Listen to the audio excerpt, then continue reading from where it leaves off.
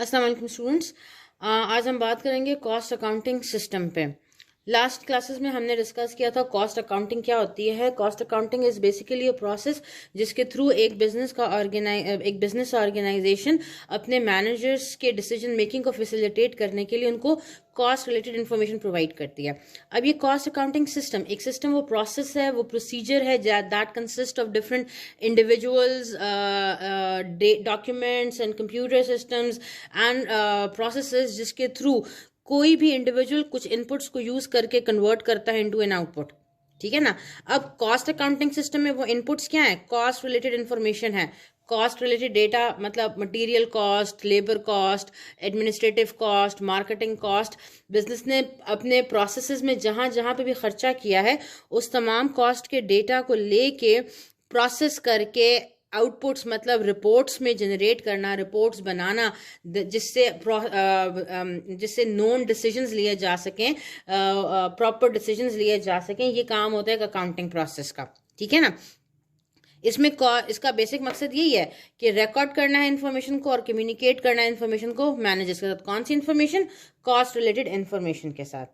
ठीक होती है बात। अब इस अकाउंटिंग सिस्टम में क्या क्या पार्ट्स, क्या क्या सेक्शंस इन्वॉल्व होते हैं, इसमें क्या क्या चीज़ें आती हैं। सबसे पहले इसमें ये सिस्टम जो काम कर रहा होता है इसके लिए सबसे पहले चीज़ ज़रूरी होती है आपके पास कौन सी इंफॉर्मेशन है जिसको आपने इस अकाउंटिंग सिस्टम में प्रोसेस करना है या रिकॉर्ड करना है। इसके लिए the first part of this accounting system is chart of accounts. जब भी किसी ऑर्गेनाइजेशन में कॉस्ट अकाउंटिंग सिस्टम्स काम करना शुरू करते हैं या बनाए जाते हैं, जो सबसे पहली चीज़ डिफाइन की जाती है वो होता है chart of accounts. Chart of accounts here means कि अकाउंटेंट्स के पास, मैनेजमेंट अकाउंटेंट्स के पास, मैनेजरियल अकाउंटेंट्स के पास डेटा होना चाहिए of all the relevant accounts which can be used in management accounting और कॉस्ट अकाउंटिंग में जो यूज़ होने चाहिए। अब इसमें कौन कौन से अकाउंट्स आ जाते हैं? बेसिकली हमारी जाहिर बात है, आप अब तक पढ़ चुके हैं कि बेसिक रिपोर्ट्स होती हैं balance sheets and income statements. Business का फाइनेंशियल डेटा जो होता है वो रिपोर्टिंग पर्पस के लिए अवेलेबल होता है, कम्युनिकेशन पर्पस के लिए अवेलेबल होता है in form of balance sheet and income statements. तो जो कॉस्ट अकाउंटिंग है वो भी फाइनेंशियल अकाउंटिंग का ही पार्ट है ना, फाइनेंशियल अकाउंटिंग से ही डेटा ले रहा होगा ना बेसिकली। तो वो जो डेटा आता है वो आता है फ्रॉम बैलेंस शीट और इनकम स्टेटमेंट्स की फॉर्म में। अब बैलेंस शीट में कौन कौन सा डेटा यूज हो रहा होता है, कौन सा डेटा रिपोर्ट होता है? आपको पता है, एसेट्स हैं, लायबिलिटीज हैं एंड ओनर्स इक्विटी है। इनकम स्टेटमेंट में कौन सा डेटा होता है? सेल्स और रेवेन्यूज का डेटा होता है। फिर कॉस्ट ऑफ गुड्स सोल्ड का डेटा होता है। अब कॉस्ट ऑफ गुड्स सोल्ड क्योंकि मैन्युफैक्चरिंग बिजनेस है, कॉस्ट अकाउंटिंग में हम मैन्युफैक्चरिंग बिजनेस पे फोकस करते हैं, तो cost of goods sold account focuses on materials consumed, जितना मटेरियल इस्तेमाल किया प्रोडक्शन पे। इसमें लेबर कॉस्ट आती है, फिर इसमें ओवरहेड कॉस्ट भी आ जाती हैं, फैक्ट्री ओवरहेड्स इनको हम कहते हैं। इनको हम कहते हैं ये फैक्ट्री ओवरहेड्स हैं। इन फैक्ट्री ओवरहेड्स में फिर और आपके पास और ऑपरेटिंग कॉस्ट आती है जो बिजनेस को ऑपरेट करने के लिए ज़रूरी है, मतलब मार्केटिंग एंड एडमिनिस्ट्रेटिव कॉस्ट। ये डिफरेंट टाइप की कॉस्ट हम कॉस्ट क्लासिफिकेशंस में पढ़ चुके हैं। तो जो चार्ट ऑफ अकाउंट्स हैं बेसिकली ये एक तरह का आपके पास चार्ट है, टेबल है, जिसके अंदर अकाउंटेंट पहले से क्लासिफाई कर देता है कि हमारे अकाउंटिंग सिस्टम में कौन कौन से अकाउंट्स किस किस नाम से रिकॉर्ड हुए होंगे। फॉर एग्जाम्पल मैंने मार्केटिंग के लिए जो कॉस्ट पे की है उसको मैंने मार्केटिंग एक्सपेंस के नाम से रिकॉर्ड किया। तो ये चार्ट ऑफ अकाउंट्स में ये नाम लिखा होगा कि भाई ये वाला जो अकाउंट नेम है ये मैंने रिजर्व किया है इस किस्म की इंफॉर्मेशन को रिकॉर्ड करने के लिए। ठीक है। मटेरियल कॉस्ट है लेट्स सपोज, तो मैंने ये मटेरियल कॉस्ट का अकाउंट ये नाम मैं यूज करूंगी to record cost information related to materials used for production. तो अगर आप अपनी बुक में देखोगे, यहाँ पे मैं आपको आपकी बुक दिखा भी देती हूँ, इस बुक में देखोगे तो इस पेज पे आपके पास डिफरेंट अकाउंट्स लिखे हुए हैं। यहाँ पे देखो बैलेंस शीट अकाउंट्स हैं सबसे टॉप पे, इसमें कैश इन बैंक है, कैश इन ऑन हैंड है, पेटी कैश है, अकाउंट रिसीवेबल है, जितने भी एसेट्स हम बात करते हैं वो सारे अकाउंट्स की एक चार्ट बना हुआ है। फिर ये लाइबिलिटीज और कैपिटल्स का डेटा है, ये इनकम स्टेटमेंट में revenue, sales return, allowances, discounts, फिर आपके पास ये सारे आ जाते हैं। फिर उसके बाद कॉस्ट ऑफ गुड्स सोल्ड, यहाँ पे आप देखो तो कॉस्ट ऑफ गुड्स सोल्ड के अकाउंट्स हैं कि cost of goods sold account है, मटीरियल क्वांटिटी वेरिएंस है, परचेज डिस्काउंट है, ये फैक्ट्री ओवरहेड्स हैं, ये मार्केटिंग एक्सपेंसेस हैं, ये मार्केटिंग एक्सपेंसेस हैं सारे।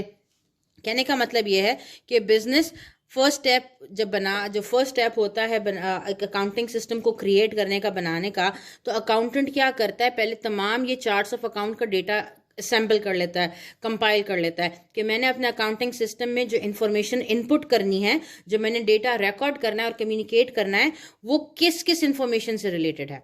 जो भी चार्ट ऑफ अकाउंट्स यूज होंगे हमारे अकाउंटिंग सिस्टम में वो एक जगह पे लिख लिए जाते हैं। बात समझ में आती है? तो ये first step of creating an accounting system होता है।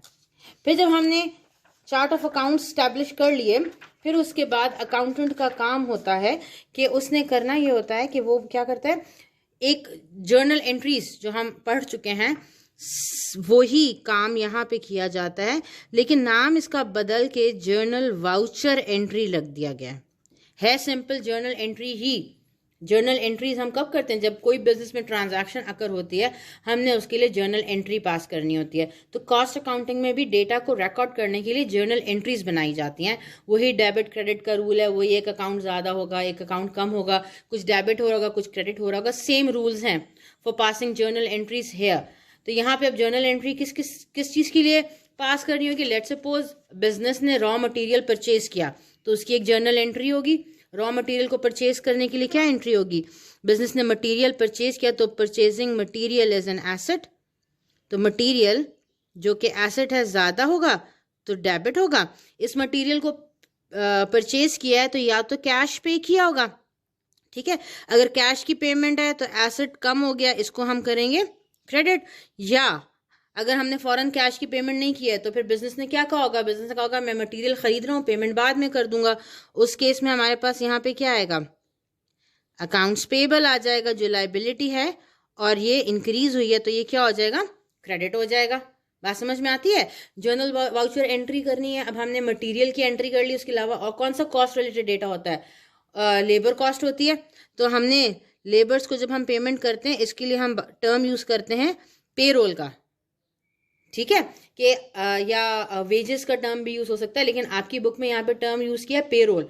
ये payroll means wages of the labours, ठीक है। तो जब पेरोल क्या है, ये बेसिकली बिजनेस के लिए एक्सपेंस है, ज्यादा होता है, इसको हम डेबिट करते हैं।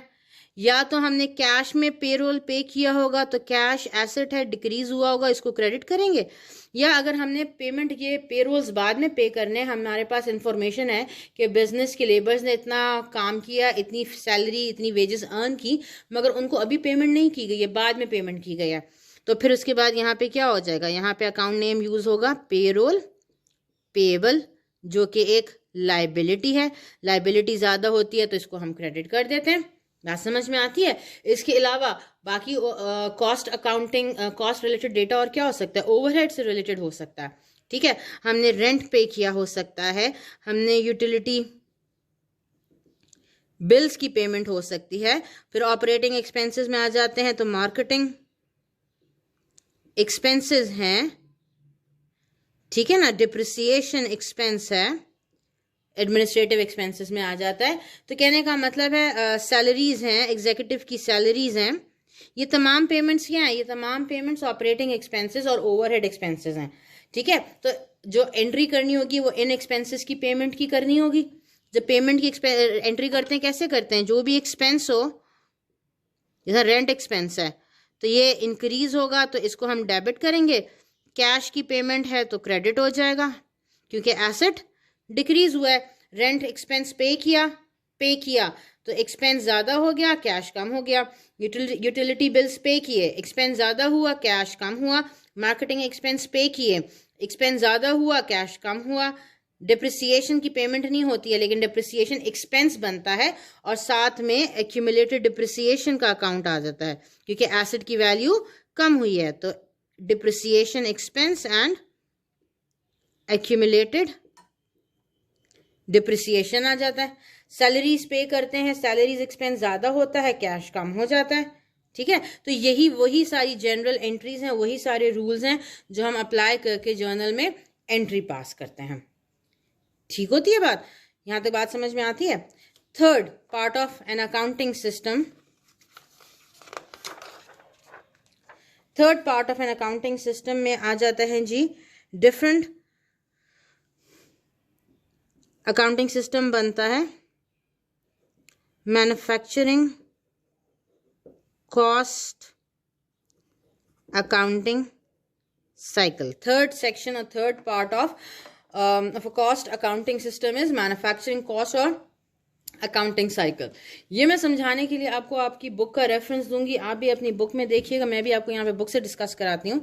बेसिकली ये स्टेप ऑफ अकाउंटिंग सिस्टम ये बताता है कि एक कॉस्ट अकाउंटिंग में किस तरह से इंफॉर्मेशन एक दूसरे से रिलेटेड होती है, किस तरह से फ्लो ऑफ इंफॉर्मेशन अकर हो रहा होता है एक कॉस्ट अकाउंटिंग सिस्टम में। आप अगर यहाँ पे देखो, हमारे पास टॉप पे जनरल अकाउंट्स हैं जो कि जनरल अकाउंटिंग में, फाइनेंशियल अकाउंटिंग में इस्तेमाल होते हैं। फिर नीचे कॉस्ट अकाउंटिंग के कुछ डेटा है जो कि वो cost related data that is specific to cost accounting. तो आपके पास अब देखो, कॉस्ट अकाउंटिंग में हम बार बार बातें वही रिपीट कर रहे हैं। हमारे पास एक मटेरियल कॉस्ट होती है, लेबर कॉस्ट होती है और फैक्ट्री ओवरहेड्स होते हैं। तो कॉस्ट अकाउंटिंग में हमारे पास होगा एक मटेरियल का लेजर या मटेरियल को रिकॉर्ड करने का डेटा, हमारे पास पेरोल्स का डेटा होगा और फैक्ट्री ओवरहेड्स का डेटा या लेजर होगा। इन तीनों को यूज करते हैं, मतलब मटेरियल कंज्यूम होता है, लेबर काम करता है, फैक्ट्री ओवरहेड्स लगते हैं, तो आपके पास वर्क इन प्रोसेस बन जाता है। इस वर्क इन प्रोसेस पे काम होता है तो आपके पास फिनिश गुड्स आ जाते हैं। ये फिनिश गुड्स सेल होते हैं तो ये आपकी कॉस्ट ऑफ गुड्स सोल्ड जो कि इनकम स्टेटमेंट का पार्ट है उसमें चले जाते हैं, जो मेन आपकी अकाउंटिंग का काम है। बात समझ में आती है? अब ये जो मटेरियल का हमने लेजर बनाया, पेरोल का लेजर बनाया, फैक्ट्री ओवरहेड्स का लेजर बनाया, इन लेजर्स में डेटा कहाँ से आ रहा होगा? इन लेजर्स में डेटा आ रहा होगा आपकी जनरल अकाउंटिंग से, जर्नल एंट्री से। मटेरियल कॉस्ट का मतलब कहाँ से पता चलेगा कि हमने कितना मटेरियल लगाया है प्रोडक्शन पे? जितना हमने मटेरियल खरीदा था, जितना हमने कंज्यूम किया था, तो जितना मटेरियल खरीदा, परचेज किया, तो उसकी या तो इधर हमने कैश पेमेंट की होगी या हमने क्या किया होगा कि बाद में पेमेंट करनी है तो मटेरियल्स लिखा होगा, मतलब मटेरियल की पेमेंट है, अकाउंट्स पेबल में लिखा होगा कि हमने इतना मटेरियल परचेज किया था, उसकी हमने पेमेंट करनी है।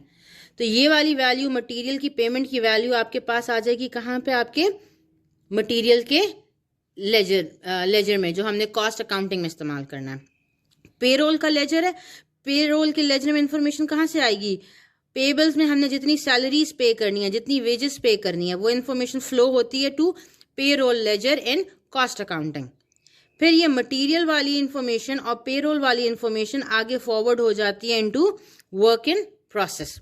अच्छा, इस मटेरियल और पेरोल में जो ओवरहेड्स होते हैं वो ओवरहेड लेजर में जाते हैं, जो डायरेक्टली कंज्यूम हो रहे होते हैं वो आपके पास डायरेक्टली वर्क इन प्रोसेस में कन्वर्ट हो जाते हैं। क्योंकि हमने याद है हमने बात की थी, cost different categories, different types का होता है। कुछ डायरेक्ट कॉस्ट होती है, कुछ इनडायरेक्ट कॉस्ट और ओवरहेड्स होते हैं। डायरेक्ट कॉस्ट में मटेरियल कॉस्ट आ जाती है, लेबर कॉस्ट आ जाती है, और इनडायरेक्ट कॉस्ट वो है जो कि इनडायरेक्टली प्रोडक्शन पे लग रही है, प्रोडक्शन से डायरेक्टली इनका काम नहीं है। तो बास्ट टाइम ऐसा हो सकता है कि कुछ मटेरियल्स ऐसे हों जो डायरेक्टली प्रोडक्शन में लगे और कुछ मटेरियल ऐसे थे जो कि बाकी बिजनेस में इस्तेमाल हुए। फॉर एग्जाम्पल, बिजनेस ने मटेरियल खरीदा, परचेज किया, उसमें से कुछ लाइक ऑफिस में यूज होने वाली इंक भी मटेरियल है, सप्लायर्स जो होते हैं दैट आर ऑल्सो मटीरियल, ठीक है ना। तो वो ऑफिस में इस्तेमाल हो रहे होते हैं, प्रोडक्शन में इस्तेमाल नहीं हो रहे होते। तो पार्ट ऑफ मटीरियल जो कि डायरेक्टली प्रोडक्शन में लगते हैं वो वर्क इन प्रोसेस में ट्रांसफर हो जाते हैं, और जो मटीरियल इनडायरेक्ट होते हैं वो फैक्ट्री ओवरहेड्स में लग जाते हैं, ठीक है। बाकी फैक्ट्री ओवरहेड्स में और क्या आता है, प्रीपेड एक्सपेंसेस वगैरह जो आ जाते हैं, डिप्रिसिएशन एक्सपेंस भी ओवरहेड का पार्ट होती है। कहने का मतलब ये है कि ये जो कॉस्ट अकाउंटिंग सिस्टम है ये आपकी जनरल अकाउंटिंग से इंफॉर्मेशन लेके उसको प्रोसेस करता है। प्रोसेस किया ना, material expense, payroll expense, factory overhead, general accounting से डेटा आया, अकाउंटिंग सिस्टम में प्रोसेस हुआ, हमें पता चला कि हमने ये कितनी कंजम्पशन, कितनी कॉस्ट लगाई वर्क इन प्रोसेस पे, कितनी कॉस्ट लगाई फिनिश गुड्स पे, और ये कॉस्ट फिर आगे दोबारा से फॉरवर्ड हो जाती है कहाँ पे, cost of goods sold account में, जो कि जनरल अकाउंटिंग का पार्ट है। यहां तक बात समझ में आती है? तो this is basically cost manufacturing cost accounting cycle. ठीक होती है बात? And the last thing that enables cost accounting system, that are the source documents. source documents क्या है? कोई भी अकाउंटिंग सिस्टम बेस करता है किसके ऊपर? इंफॉर्मेशन के ऊपर। इंफॉर्मेशन कहाँ से आ रही है, किस तरह से आ रही है, उसके ऊपर बेस करता है। ठीक है ना? तो ये जो इंफॉर्मेशन है, इसको बैक करने के लिए अकाउंटेंट के पास अकाउंटिंग सिस्टम में कुछ ना कुछ सोर्स डॉक्यूमेंट्स होना मस्ट है। फॉर एग्जाम्पल, जो मटीरियल कॉस्ट है, इसके सोर्स डॉक्यूमेंट्स हमारे पास कहाँ से आ रहे होंगे? परचेज इनवॉइसेस हो सकती हैं, मटेरियल रिक्वेजिशंस हो सकती हैं, मतलब किसी डिपार्टमेंट ने रिक्वेस्ट किया मुझे इतना मटेरियल चाहिए, तो that material requisition will be a source document कि इस डिपार्टमेंट ने मटेरियल पे इतना खर्चा किया है। अगर प्रोक्योरमेंट वाला है जिसने परचेजिंग की थी, उसके पास मटेरियल की परचेज इनवॉइसेस होंगी, ये शो करने के लिए कि इस डिपार्टमेंट में कितना मटेरियल कंज्यूम किया है, इस डिपार्टमेंट ने मटेरियल पे कितना खर्चा किया है। फिर लेबर कॉस्ट होती है, तो लेबर कॉस्ट का सोर्स डॉक्यूमेंट क्या होगा? आपकी सैलरी स्लिप्स, जो प्रोडक्शन वालों को सैलरी स्लिप्स दिए जाती हैं, वो हो जाएगा। इसके अलावा बास टाइम होता है कुछ ऑर्गेनाइजेशंस में जो लेबर के टाइम को ट्रैक करने के लिए टाइम शीट बनाई जाती है, जो शो करती है कि लेट्स सपोज 8 AM पे लेबर आया था फैक्ट्री में और उसने 4 PM तक काम किया है, तो इसको जो पेमेंट होनी चाहिए वो 8 to 4 तक की होनी चाहिए। ये टाइम शीट्स बनाई जाती हैं। या अक्सर जगह पे तक कार्ड सिस्टम यूज़ होता है कि जब लेबर आता है तो वो अपना कार्ड एंटर करता है, उसकी एंट्री हो जाती है, जाते हुए एग्जिट करते टाइम दोबारा कार्ड की एंट्री करता है, उसका एग्जैक्ट टाइम भी नोट हो जाता है। फिर बैक एंड पे रिपोर्ट जनरेट होती है कि ये वर्कर इतने बजे आया और इतने बजे गया, इसने इतना टाइम लगाया, तो इसकी टाइम शीट बन जाती है। ठीक होती है बात? और इस टाइम शीट का मकसद होता है कि बताया जा सके कि लेबर ने कितना टाइम यहाँ पे दिया है, तो उसको इस टाइम के हिसाब से कॉस्ट पे कर देनी चाहिए। ठीक है? फिर इसके अलावा जो फैक्ट्री ओवरहेड्स होते हैं, इनकी क्या इनवॉइसेस हो सकती हैं इसके, या वाउचर्स हो सकते हैं जो कि ये पेमेंट्स की शो करते हैं। बिल्स हो सकते हैं, जहाँ यूटिलिटी का बिल आया तो वो जो बिल है वो सोर्स डॉक्यूमेंट है, ये शो करने के लिए कि बिजनेस ने यूटिलिटी पे कितना पे किया है। ठीक है? इसके अलावा इनवॉइसेस और वाउचर्स हो सकते हैं। मार्केटिंग पे कितना हमने पे किया, तो मार्केटिंग के लिए हमने फला बंदे को इतनी पेमेंट की, उसकी इनवॉइस होगी, फला बंदे को इतनी पेमेंट की थी, उसकी इतनी इनवॉइस होगी। बिल बोर्ड के लिए इतना पे किया, उसका अपना वाउचर होगा। तो वो सारे इनवॉइसेस, वाउचर और बिल्स जो होते हैं, एविडेंस होता है, सोर्स डॉक्यूमेंट होता है इन ओवरहेड्स का। तो एक जो कॉस्ट अकाउंटिंग सिस्टम है वो इन तमाम चीज़ों से मिलके बनता है। हमारे पास चार्ट ऑफ अकाउंट्स होने चाहिए, हमारे पास हमें पता होना चाहिए फ्लो ऑफ मैन्युफैक्चरिंग कॉस्ट के, मैन्युफैक्चरिंग कॉस्ट का डेटा कहाँ से आएगा और हमने उसको कहाँ पे फॉरवर्ड करना है। फिर हमें पता होना चाहिए हमारे पास सोर्स डॉक्यूमेंट्स कौन कौन से हैं, और इन सोर्स डॉक्यूमेंट से डेटा लेके हमने जर्नल वाउचर्स में रिकॉर्ड किया होगा, जर्नल में एंट्रीज की हों, तो ये सारा कुछ मिल के क्या बना देता है? एक कॉस्ट अकाउंटिंग सिस्टम बना देता है। ठीक होती है बात? आज के लिए इतना काफ़ी है। नेक्स्ट क्लास में हम जो है नेक्स्ट क्लास में हम देखेंगे कि ये एक्चुअली रिकॉर्डिंग इन जर्नल होती कैसी है। Till then thank you so much. खुदा हाफिज़।